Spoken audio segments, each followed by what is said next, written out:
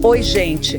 Seja muito bem-vindo, seja muito bem-vinda a mais um episódio do nosso podcast sobre saúde mental. Essa pílula de saber que ajuda a gente a se conhecer melhor. E o tema de hoje é o medo neurótico do abandono. E está baseado numa matéria recente da Psychology Today, da especialista Jennifer Gerlach. Porque... talvez você não saiba, mas de todos os problemas que levam as pessoas à psicoterapia, um dos mais comuns e persistentes é justamente o medo do abandono. Isso mesmo. Esse medo, ele pode aparecer como uma ansiedade nas relações cotidianas da pessoa, ou então como um medo de perder uma relação específica. Só que tem uma coisa, para algumas pessoas, esse medo é algo passageiro. Tá? É como aquela preocupação que quase todo mundo sente de ser ignorado no início de um relacionamento, por exemplo, mas outras vezes esse medo é mais profundo e ele acaba afetando várias relações da pessoa. Mas para começo de conversa, é preciso a gente entender que a necessidade de conexão, isso é uma coisa que está entre as mais fortes necessidades que a nossa espécie possui. Então, a perda de um amigo próximo ou de um familiar, essa é uma das experiências mais dolorosas da vida. Até aqui tudo bem. Agora, e se o medo antecipado, veja bem, o medo antecipado de perder alguém for tão intenso, mas tão intenso, que afete a forma como a gente se relaciona? Aí tem um problema. Pois é, e isso é o medo neurótico do abandono. Um medo que pode levar a comportamentos que, ironicamente, acabam por concretizar esse temor. Porque esse medo todo de ser abandonado, ele leva a ações como ficar ligando o tempo todo para alguém, a ficar desconfiando de tudo, ficar procurando cabelo em ovo, mexendo nas coisas da pessoa. E é claro que isso afasta os outros em vez de trazê-los para mais perto. Então, bora dar uma olhada em 5 coisas complicadas que podem estar na base desse medo todo de ser deixado para trás. A primeira dificuldade da lista, meu querido, minha querida, é o trauma. Porque se você já passou por uma perda muito difícil no passado, especialmente na infância, pode ser mais difícil para você se aproximar de alguém no presente. Pois é, um estudo que acompanhou ao longo de 6 anos 109 jovens que perderam um dos pais. Esse estudo encontrou ansiedade em relacionamentos românticos e encontrou o medo de perder o pai ou a mãe sobrevivente como reações comuns nesses jovens. Só que uma perda traumática não significa necessariamente a morte de alguém, tá? Ter um pai ausente ou então um pai que não estava presente na tua vida por outros motivos, como problemas com álcool, isso também pode provocar o luto.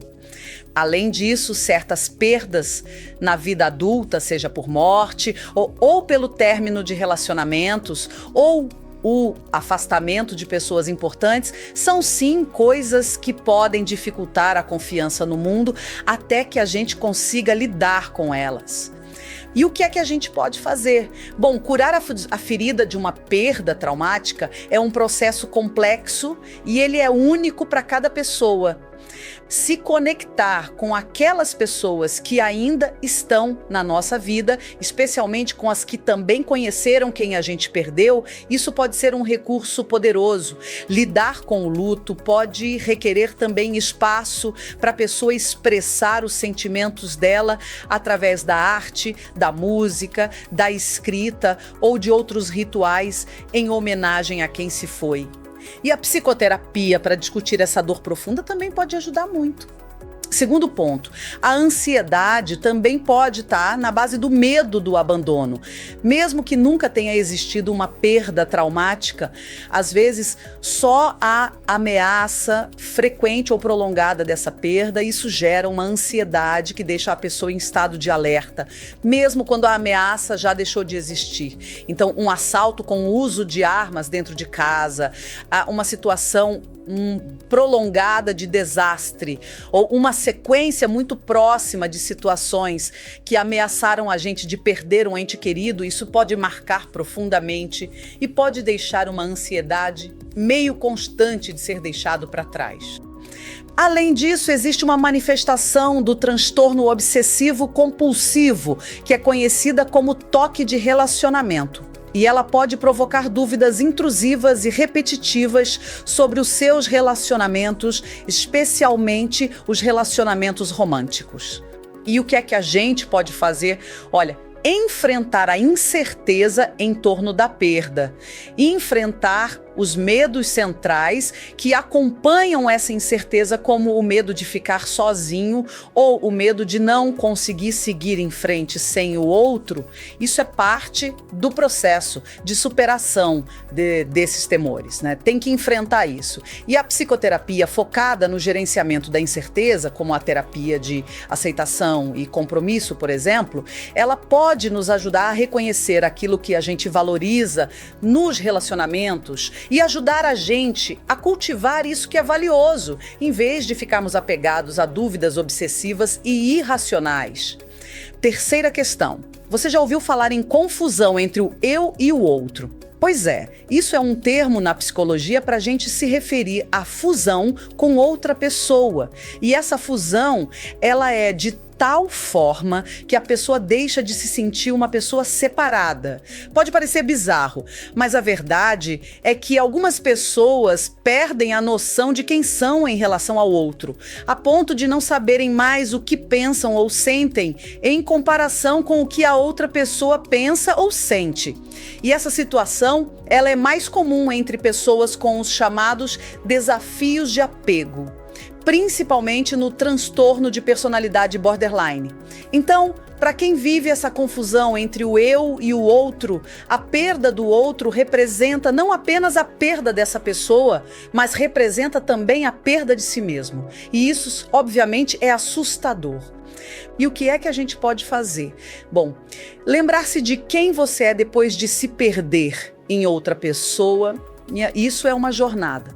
A psicoterapia, principalmente a terapia baseada em mentalização, ela pode ajudar nisso, porque ela é uma abordagem terapêutica voltada para ajudar a pessoa a entender e a interpretar as suas próprias emoções e as dos outros. O conceito central, que é a mentalização, ele se refere à capacidade de imaginar o que se passa na própria mente e nas mentes dos outros, como os sentimentos, os pensamentos e as intenções, e esse exercício vai desfazendo aquela simbiose, percebe? Outra coisa que ajuda no processo de cura é explorar as próprias alegrias e os próprios interesses fora do relacionamento. Isso fortalece a própria identidade. Quarto ponto, vamos lá, para alguém que tem poucas pessoas próximas, o valor dessas relações pode ser muito alto, e isso é especialmente verdade se a pessoa acredita que não conseguiria se aproximar de mais ninguém, porque esse contexto de não se achar interessante, ele eleva os riscos de perder o que já se tem, aumentando também o medo do abandono. E o que é que a gente pode fazer? Bom, as pessoas se isolam por diferentes razões. Às vezes, a falta de confiança nos outros ou a dificuldade em criar conexões são os principais fatores. Em outras situações, a pessoa simplesmente prefere um círculo social reduzido.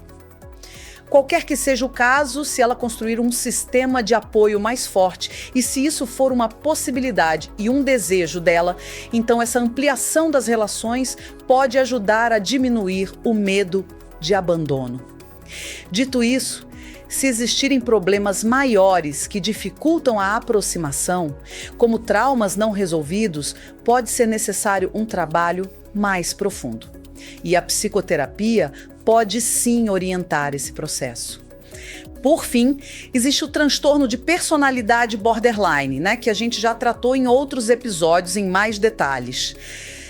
O medo de abandono, ele é um dos critérios para o diagnóstico do transtorno. E esse medo de abandono no borderline, ele geralmente está mesclado a um conjunto de disfunções, como um senso de identidade pouco desenvolvido, uma forte dependência dos outros, traumas complexos, às vezes depressão. Então, esse mix, ele cria um cenário propício para que o medo do abandono se intensifique. E o que é que a gente pode fazer? No caso do transtorno borderline, a psicoterapia pode ser extremamente benéfica, especialmente a terapia comportamental dialética, que utiliza técnicas para ajudar a pessoa a criar novas formas de lidar com o sofrimento nas relações. Ela foca em ajudar o paciente a encontrar um equilíbrio entre, de um lado, aceitar a si mesmo e, de outro lado, promover mudanças nos comportamentos que prejudicam as relações dele. A terapia baseada em mentalização, que a gente já deu uma olhada, também é um tratamento eficiente para o borderline. Sendo que nos métodos baseados em mentalização para o borderline, o foco vai ser nas relações com o eu e com os outros a partir de uma perspectiva de apego. A gente já estudou o apego em outros episódios, ok? Bom, antes de finalizar, deixa eu dizer uma coisa. Se você está enfrentando medos de abandono, meu querido, minha querida, saiba que você não está sozinho. Existem várias causas para esse desafio, assim como existem diversas formas de lidar com ele. Leituras especializadas, terapias, processos em grupo, enfim. Ajuda existe. Não tenha medo nem vergonha de procurar, tá bom? Muito obrigada pela tua presença, esse luxo que é a tua escuta. Se esse episódio foi útil para você, deixa o teu like, compartilha, se inscreve no canal e se torna membro se puder. Aí você vai patrocinar o nosso conteúdo com uma assinatura pequenininha, o preço de um copinho de água de coco na praia. Coisa simples, mas que ajuda muito. Um beijo no teu coração e a gente se vê no próximo episódio, tá bom? Valeu!